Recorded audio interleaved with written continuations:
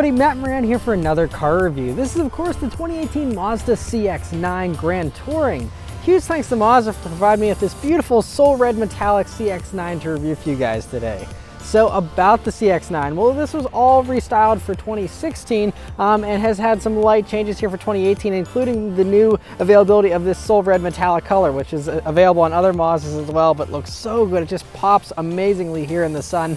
And the whole CX-9, like every other Mazda, is just so beautiful looking. They just always get the proportions just right, and everything just looks so sharp and just good looking without being over the top or aggressive or too boring. It's just a perfect, happy middle ground. And so right up front there, you have those nice sharp headlights similar to other Mazdas, and a nice large prominent grille. It kind of comes out almost like a little bit of a beak, similar to how the CX-5 is as well, but this even comes out a little bit further, and I really love just how the hood slopes down. It's just a really good look to it. Very large prominent grille there, just looks really nice.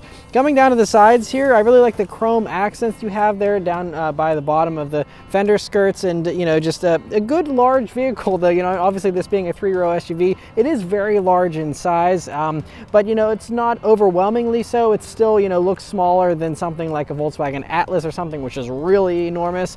This, you know, is large, but not, you know, too large in my opinion. And then going out back there, it looks very good as well. You know, very similar taillights again to other Mazdas, but I really do love the chrome accent strip you have going across the back there, which actually sticks out a little bit and has a really additional bit of refinement and classiness, I think, to the back end, and nicely differentiated as well from the other Mazdas in the lineup. And so overall, I think it's just a really great look from all angles. Whereas for the interior of the 2018 Mazda CX-9, well, it's a very nice place to be. Anyway, the first things first, sitting down in these seats, really nice soft leather seats you get here in the Grand Touring model that just feel really good. Now, they are a little more relaxed than other Mazda seats, I will say, especially in the thigh support area. That's where it seems a little more loose. Torso bolstering is still pretty good, but they're just really nice, soft, comfortable seats. And I think the lower thigh bolstering also helps with getting in and out, since this is a little higher off the ground. But overall, they're really great seats for sitting in for long periods of time. Next to the steering wheel on the Mazda CX-9, which is really great, it has this silkier, smoother leather than any of the other Mazda steering wheels that I've used, and just feels really luxurious, honestly. And anyway, it also has a nice 9 and 3 grip, it has nice little 10 and 2 notches, and the same buttons you see here on any of these other you know, modern Mazda steering wheels. A really nice, simple design, you know, not too many buttons, and so overall, a really great wheel. Next to the gauges here in the CX-9, which again, very similar to what you see in all the other Mazda products, with a large analog speedometer there in the middle, analog tachometer on the left, and then you have a small little digital portion there on the right hand side, which is nicely integrated into that, you know, round area there. And it is a full color screen, but it still only shows a few basic things there. You know, it'll show you know, your trip information. It'll, with your fuel economy, it'll also show you know, some of the lane keeping assist stuff and things like that. But that's it. You know, it doesn't show any audio information or anything more advanced like that. But that's totally fine. Just has the basics. And I will say that it is really nice in this vehicle, whenever you turn off the lane keep assist system, and there's just a little button that actually gets illuminated instead of having a little light in the tachometer. The CX-5, that's one thing I complained about, was a little warning light there that you would have if you didn't have the lane keep assist system on. This doesn't annoy you with anything in the gauge cluster. It's just over here off to the left, which is much better. You also have a heads-up display here in the CX-9, which is an actual projected onto the windshield heads-up display, which is really great to have. And you know, whenever you're parked here, it just shows you know, the speedometer, but whenever you're driving, it will recognize road signs and also show your lane keep assist, you know, the guidance for how it's keeping you in your lane or whatever.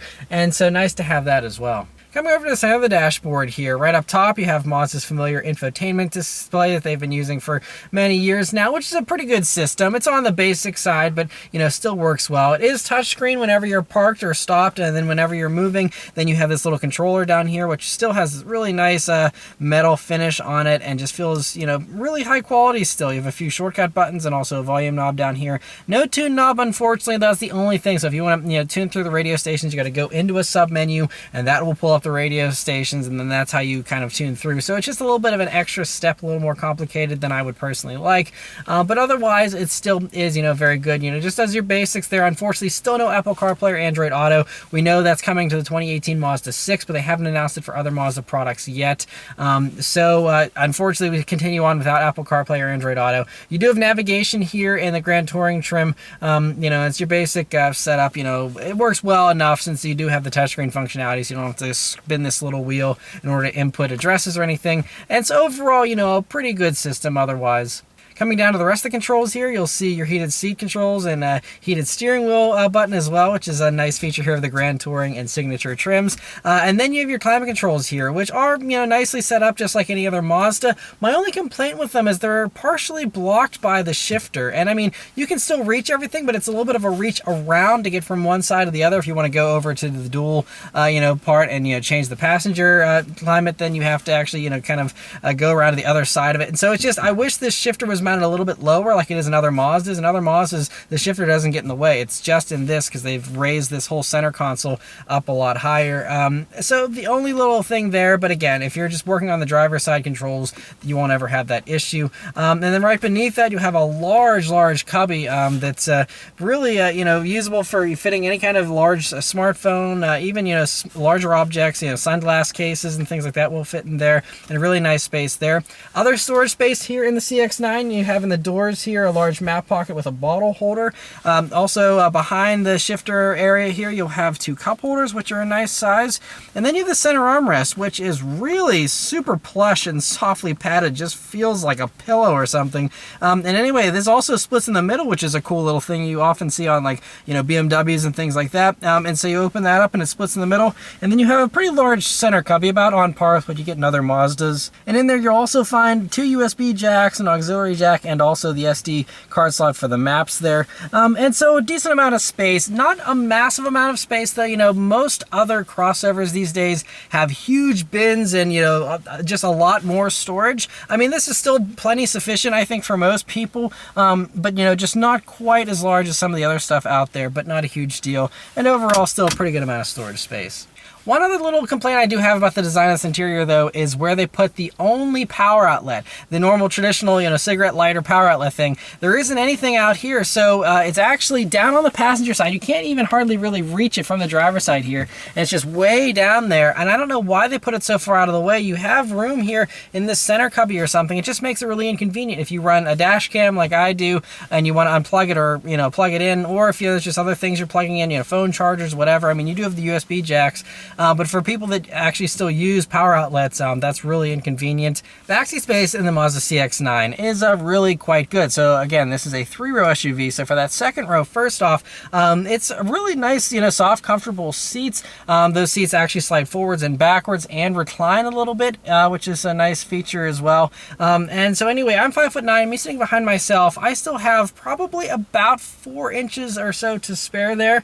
So, good amount of space. But even if I were to slide that second row up forward to give the third row more room, I still actually, being 5'9", have about an inch to spare there. So, if everyone's under 6 feet tall, you could definitely fit, 7 adults in here, I think. Other things here in the second row, you see when you're looking forward, air vents there, and also a climate control setup. And also here in the Grand Touring trim, you have, and all the signature trims, you'll have the heated outboard rear seats too, which is a nice feature. There's also a fold down center armrest, which is, nice to have. The only thing though I will say is, with the CX-9, you would think that more people would use every seat available. And so they've relegated the 2 USB jacks that are very nicely located in that center armrest. In like the CX-5 or other sedans, that's fine because you usually don't put someone in that middle seat. But I feel like you would have more of a tendency of putting people in that middle seat here in the CX-9. And so, to lock out those USB jacks unless you don't have anyone sitting in that middle seat is just, a little odd. A lot of other companies just put them here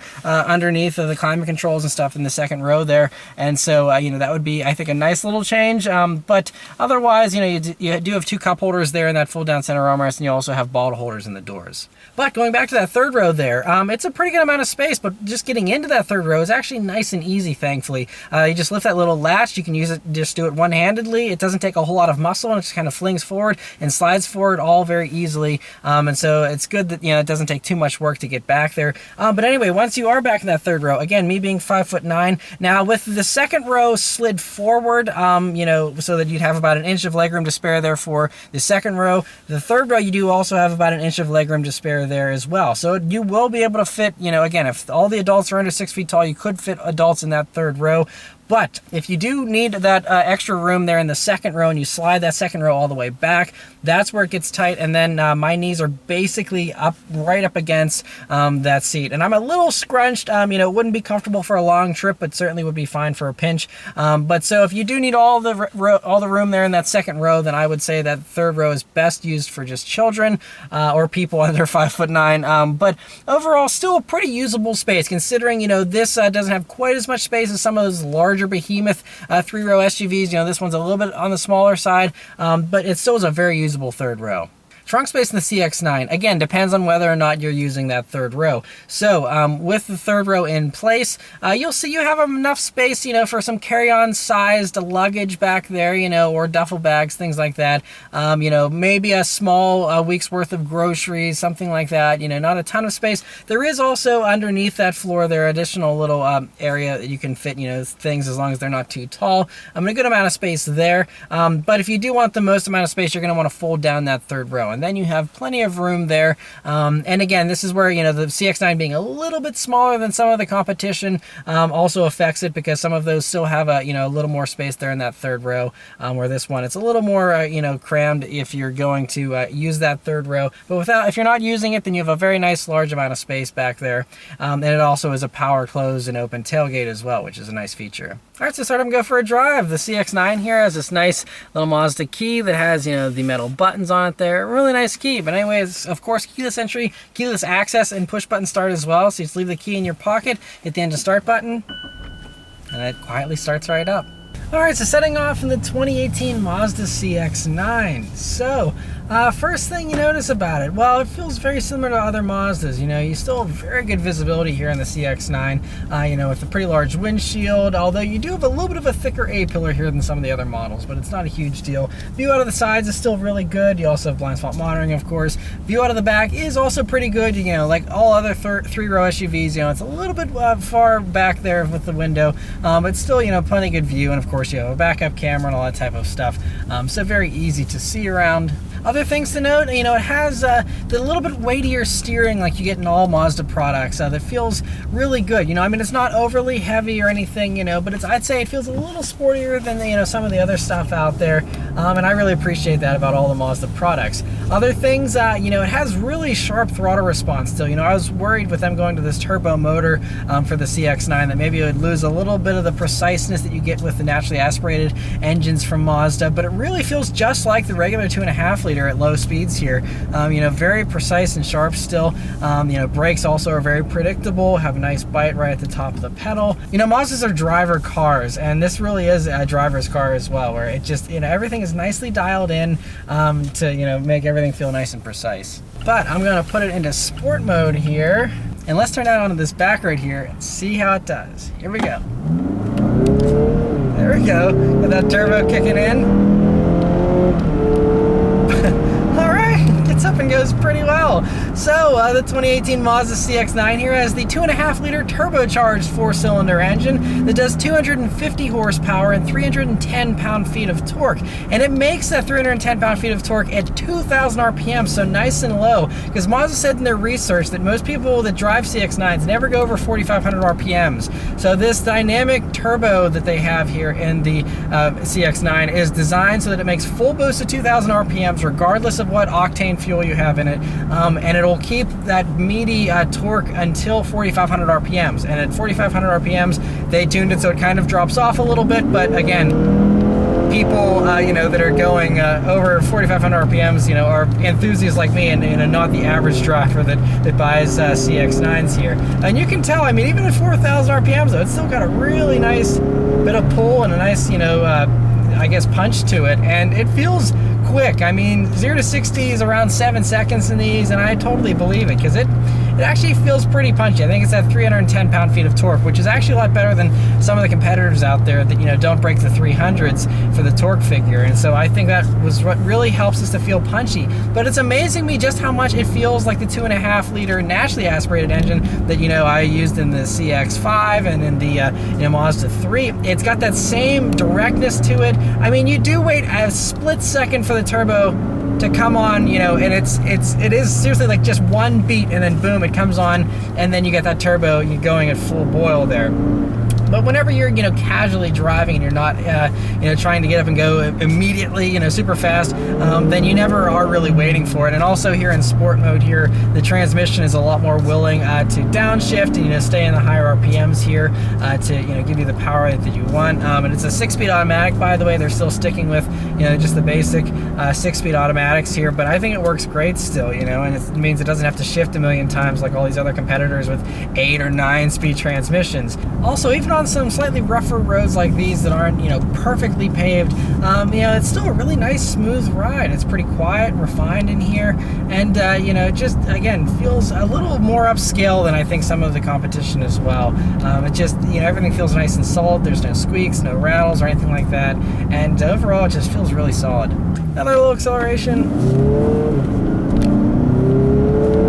Now this is the all-wheel drive model, but even still, Mazda's all-wheel drive system seems to allow a little bit of torque steer still out of the front wheels, because I still feel the front wheels kind of tugging at me a little bit whenever I go full throttle and I'm not perfectly pointed straight. So kind of an interesting thing there. But anyway, we'll put it back into the sport mode here, and we'll go on some corners here and see how it handles. Now again, this is a 3-row SUV. It weighs 4,336 pounds, so, you know, it's not going to be, you know, a dense in the corners a whole lot, but I still want to see just how it handles here. And it's flatter than I was expecting. You do certainly have a little bit of lean, and you feel the weight. It doesn't feel as good as the CX-5 handling wise, for sure. I can notice that right off the bat here. But whenever you compare it to other 3-row SUVs, you know, this is really quite good. I will say, I think it's not the best handling 3-row SUV in the segment, though, which, you know, a lot of people have said that about the CX-9 here, but I still think the GMC Acadia just felt a little more flat and a little more direct whenever I was taking it around corners, you know, a couple of years ago when I reviewed that new Acadia. But this still handles very, very well. I think it's right up there with the top of the class there with the Acadia. It certainly handles way better than stuff like the Explorer or the Pathfinder. You know, even the Atlas. The Atlas, you know, is just so much bigger, and so you feel like you're just like trying to corner in a tank in that thing, whereas this, it's a little bit more compact, so it's a little less intimidating on a back road, and you have more confidence throwing it into corners. Although the Atlas is actually about 70 pounds lighter than the CX-9, surprisingly, but this I think still just feels better because, again, you have a more manageable package. It also has their torque vectoring system here, which is now standard on all models for 2018 here of the CX-9, and so that'll actually limit your engine torque in order to, you know, allow the vehicle to kind of have a torque vectoring kind of sensation to it, and help you kind of get the nose pointed in a little bit sooner, and help it to feel a little sharper in corners. Other things, though, you know, as I continue to use this steering, it still feels really great. Again, just a perfect weight to it, in my opinion, and just everything just feels, like I said, nicely dialed in here. But yeah, the more corners I take this thing around, the more I really do enjoy it. It's pretty good. By the way, we're on, I think, 255 wide tires here. You know, these nice big wheels as well, which I think helps us with you know, the little bit of a flatter handling experience as well. But yeah, it's just, it feels good. I've got to say, they've come such a long way with SUVs, and especially Mazda in particular. Like I said, the CX-5 blew me away as being super fun, and this is also much more fun than I was expecting it to be. And I've really fallen in love with this engine quick. I mean, it's got so much punch. It's right when you need it, and just really is an impressive performer. But anyway, thanks to Mazda, I'm going to have this vehicle for an entire week, so I'm going to drive around all week, and I'll come back and give you guys my final real-world fuel economy, as well as a little bit of discussion of how I liked it throughout the week and the price of it. Alright, so I've been driving the 2018 Mazda CX-9 here for a week now, and I've put about 150 miles on it here in my time of driving. And so these are rated at 20 in the city, 26 on the highway for combined average of 23. But unfortunately, even though I did do a decent mix of highway and city, although it was more highway, I only got 18.1 mpg. So, you know, about 2 less than the city estimate, and you know, even if I was doing strictly city driving, I should have gotten that 20, and I didn't. And so, yeah, it's about the going rate here. You know, usually I seem to get about 2 mpg less than city with just about every vehicle I review here. So not a huge surprise, but you know, I mean, still for a 3-row SUV, 18 mpg isn't bad. And I would argue that, you know, I like having the slightly more powerful engine here you have here with, you know, the 2.5 liter turbo. It really gives you some really nice mid-range punch, and actually feels really good. And you know, as far as the driving dynamics here over the week of driving it, I don't think I've really fallen in love with it like I did with the CX-5. That really impressed me. It was actually like a fun to drive crossover. This one, I mean, it's enjoyable. It's better than most of the other crossovers in this segment, the 3-row crossovers. I mean, by far one of the best handling ones, because most of them handle awfully, and this actually does handle quite well for what it is. So, you know, but again, it's just the segment, it's not something that I'm extremely passionate about, and you know, but as far as a, you know, reliable, you know, good driving 3-row crossover, I think it certainly fits that bill. And I gotta say, it's still one of the best looking ones out there as well. It's just, Mazda styling is on fire right now. They're just all such good looking vehicles, and so I think, you know, you could buy this thing on looks alone and not be disappointed. But you know, like I said, the driving backs up the good looks. And everything about the vehicle, you know, was pretty pleasant. The only odd thing really that I have, I mean, there's a couple little quirks about this vehicle I'll get into, but one odd thing is there was some glitchy electronics in this one. And this is my first issue I've ever had with Mazdas as far as the electronics in them. But first off, one day when I went to start the vehicle up, the screen just didn't turn on. I could hit the hard buttons for the radio, and it did actually turn the radio on, but the screen itself didn't light up until I cycled key cycles, and once I turned it off and back on again, then it was fine. And again, just something, not a huge deal, but you know, just a little bit, you know, makes you question the long-term reliability of it if it's, you know, glitching out on a car with, you know, 7,000 miles on it. But again, I never had any other issues in other Mazdas. Another glitchy thing though is the sensors in the front.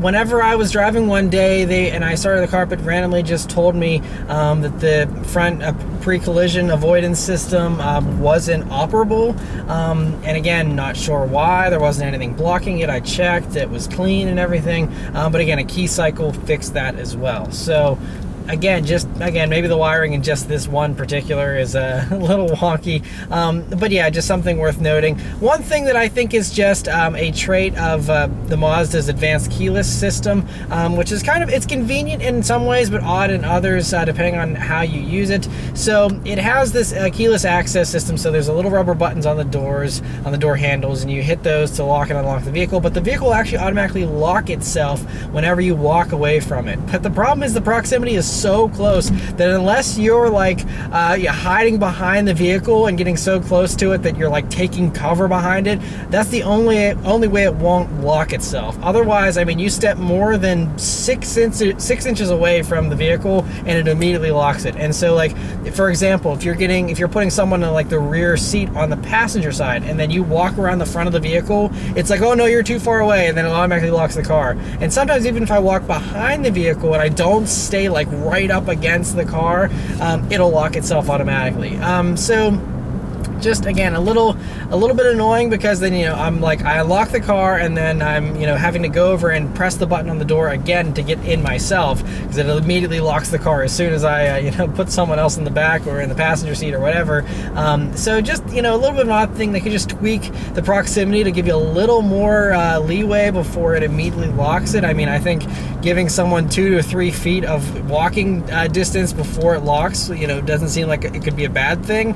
But again, just something worth noting. One good thing I will say though about the electronics here on the CX-9 are that I never got a false warning from the system. It didn't hit the brakes or freak out at me whenever I was you know, driving at all. You know, a lot of these other systems, even the CX-5, you know, it would beep at me because someone would be turning off of the road, and you know, it thought that I needed a larger following distance or I was going to hit them and would do a full-on freak out on me. This car didn't do that, so that was nice, you know, that it's you know, just I guess maybe a little more relaxed or a little more accurate. I don't know. Also, the lane keep assist system is really good, and if you actually hit the button to turn it off, it will stay off even after key cycling. So you can get in and out of the car, turn it on and off, and it'll still keep the lane keep assist off if you want it off. But if you leave the lane keep assist on, it's very unobtrusive and didn't really bother me. There's only a couple of times where it was a little uptight whenever I was at some higher speeds, but most of the time, and 95% of my driving, it was it never made a sound, it never bothered me,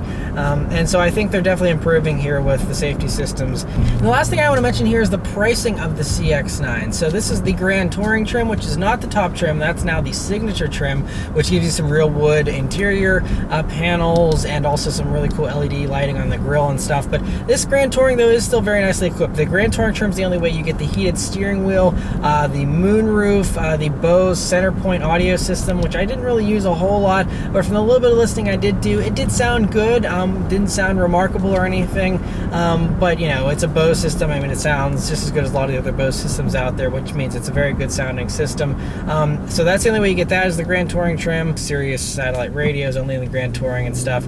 And so, you know, it's a nice package here in the Grand Touring, and I think if you can afford the pricing, this one is just under $44,000. I think $43,900 or so. So I mean, it's right up there at $44,000. But again, compared to other vehicles in this segment, you know, it's right in line with those. But if you did want to save a little bit of money, the Touring trim is still very nice. You still get the heated leather seats, and although the rear seats aren't heated, that is one nice thing you get with the Grand Touring, is heated rear seats. But you get heated front seats still in the Touring that are still leather, and you know, you still get all the safety equipment, you know, all the same tech and everything else, and those start, I think, right around like $37,000 to $38,000, and you know, that would, I think, make it a lot more accessible to a lot of people in that trim, and I think that's probably, you know, going to be the volume seller here. But the Grand Touring is still very nice if you know, want to spend the extra money. But anyway, so yeah, huge thanks once again to Mazda for providing me with this CX-9 to review for you guys today.